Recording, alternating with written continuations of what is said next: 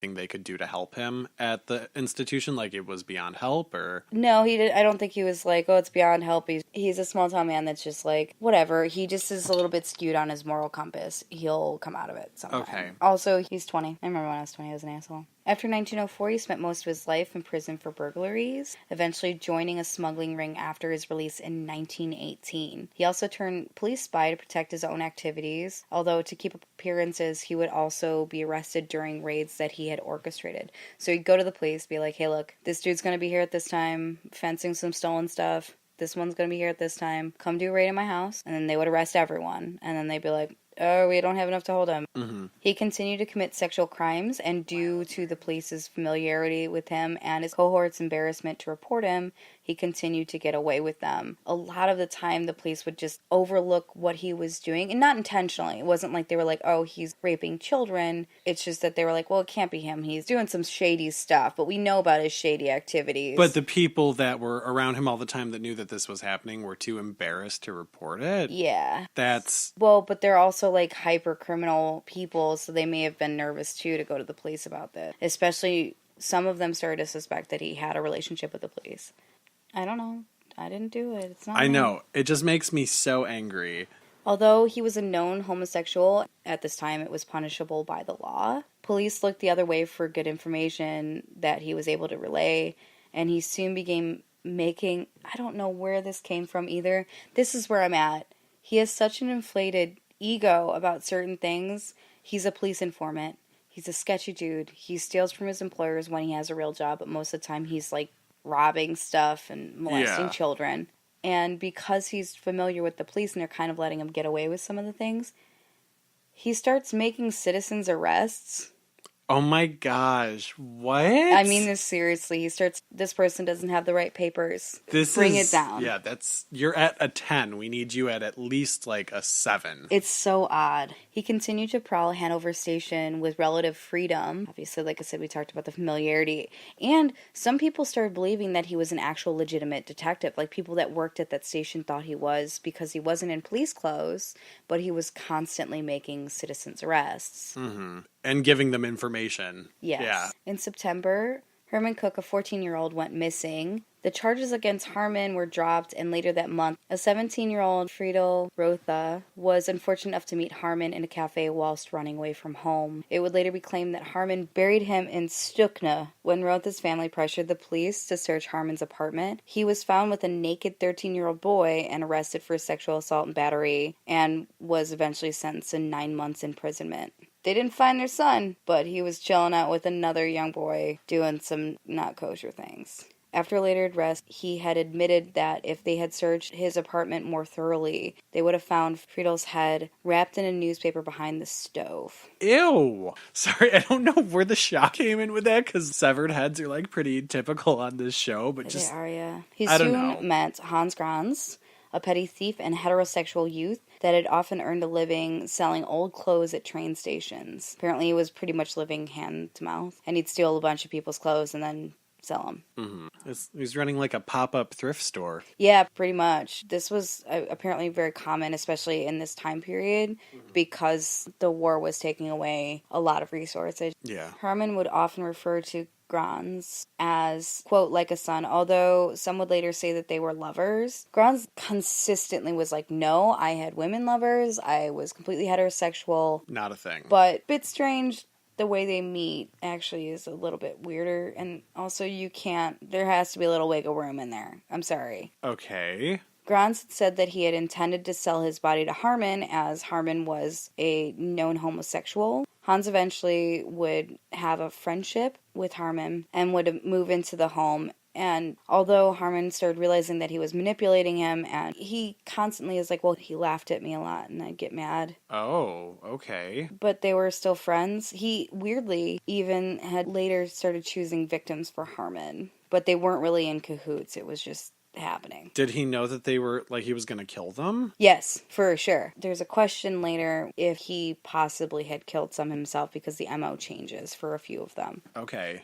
All right. This is getting weird. Oh, girl, wait. Oh, baby girl. Stop. They would often fight, and Hans would be sent out of the house. Quote, I had to have someone I meant everything to. Hans often laughed at me, and then I got mad and threw him out. But I always ran after and fetched him back. I couldn't help it. It was crazy about the boy. I'm sorry. We said he looked at him like a son, but it sounds like he has a bit of emotion after that. Yeah. He didn't do very well if it didn't seem like people loved him. Like, if you couldn't get that gratification of someone looking up to him or loving him, then it seemed like he wasn't able to process the situation very well. Okay. The housemates moved several times. There's several different places that they had lived. Packed up all their severed heads in the hat boxes. But they moved to a so-called haunted area. I'm not sure if this just means that the depression in the area was a bit rotted or if it was actually haunted. That'd be cool. Yeah. To live in a haunted area. I was envisioning fun historic corner in town with a lot of spooky history. During this period, he was a benefactor to the homeless due to the clothing that he often gave to those in the neighborhood. Haarmann continued to murder, which some believe was where the clothing would come from, even murdering when Grans was expected home. On one occasion, his victim, Fritz Franke, a 16-year-old pianist from Berlin, was still laying on the floor dead when Grans came home. The only reply Hans had was, quote, when shall I come back again? Because when I see people laying dead... As long as I don't see the bodies or the murders happening, like, I'll just pretend it didn't. Yeah.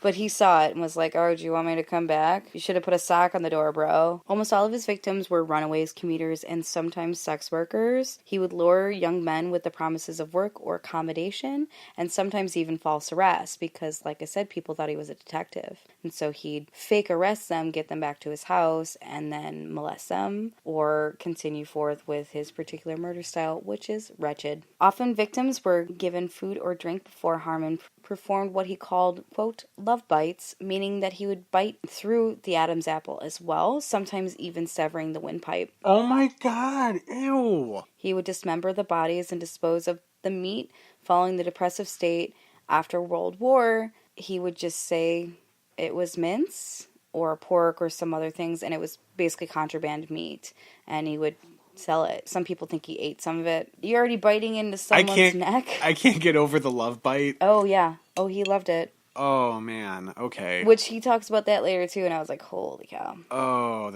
that's messed up. He would often dismember the bodies and dispose of them in the Leine River. Of the 24 known murders, all were young men in between 10 and 22. Ugh. Actually, most of them were between 13 and 16, which is really depressing.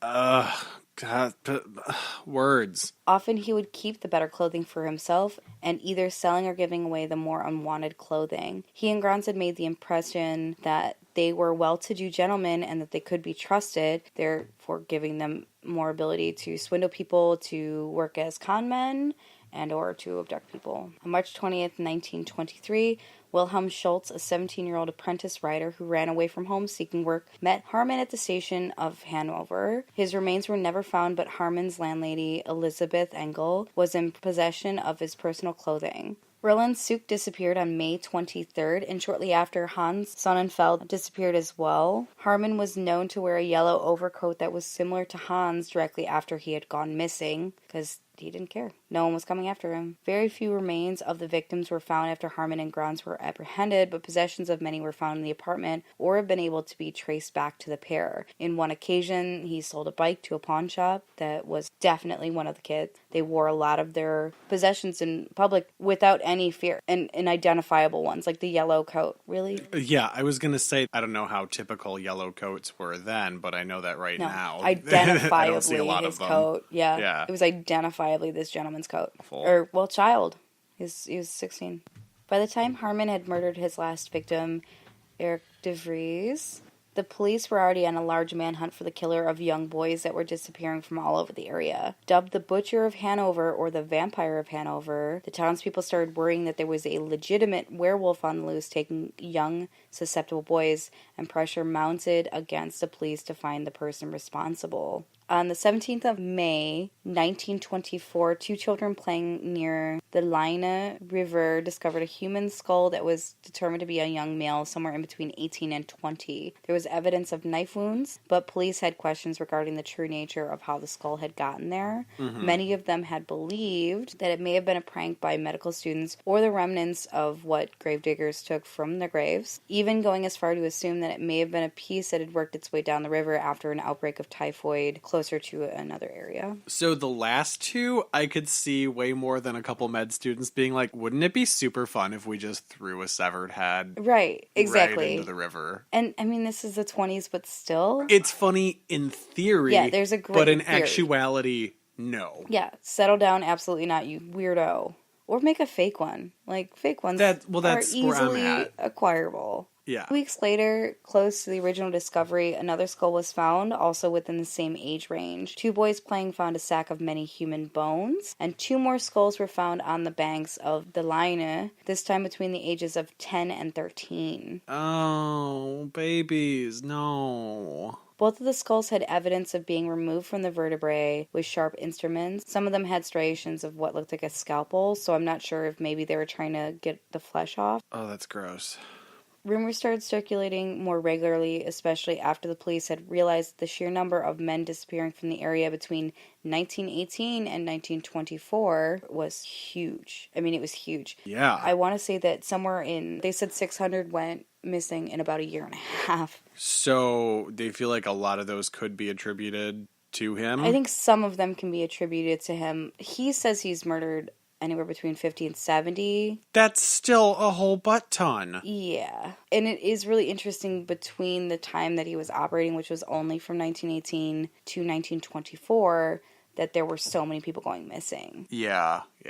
On June 8th, locals descended onto the banks to search for more evidence of foul play. They discovered numerous human bones and immediately turned them over to police, once again matching in striations from a sharp tool on the bones. They also found ones that looked more recent, so it wasn't like the person just moved on. Yeah. Harmon's rampage would have continued if not for an incident on the train platform where he was often seen prowling. Suspicion was already mounting against him due to his previous arrest on charges of molestation. The police were already taking precautions and discreetly following, I wrote, good old Fritz, the dickhead. Well, that would make sense if they were following him. I mean, he's obviously a predator, and young boys, that's kind of his thing. A 15-year-old Carl Fromm and Haarmann were observed arguing on the platform. He approached the police to ask them to arrest the young boy on the charge of forged travel documents. When Carl was arrested, he informed the police that Haarmann had been holding him captive for 4 days, where he was repeatedly raped, sometimes with a knife held to his throat.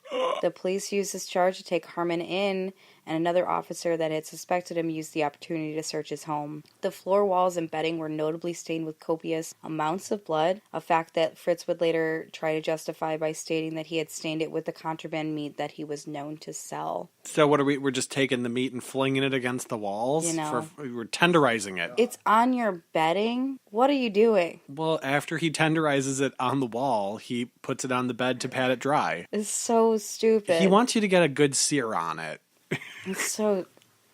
It's so stupid. It's ridiculous. You're already caught. Just give up the ghost. Yeah. Many of his fellow tenants and neighbors would note that there are a lot of teenage or younger looking boys going in and out of the apartment, sometimes obviously not coming out. And with all the young boys going missing, nobody ever... Okay, fine. People, I guess, were just trying to keep themselves. I don't understand. Oftentimes, people would see him leaving the property with concealed sacks, bags, or baskets, especially in the very early morning hours or the evening. Everything about this, it just screams like your neighbor is a murderer. Yes, for sure.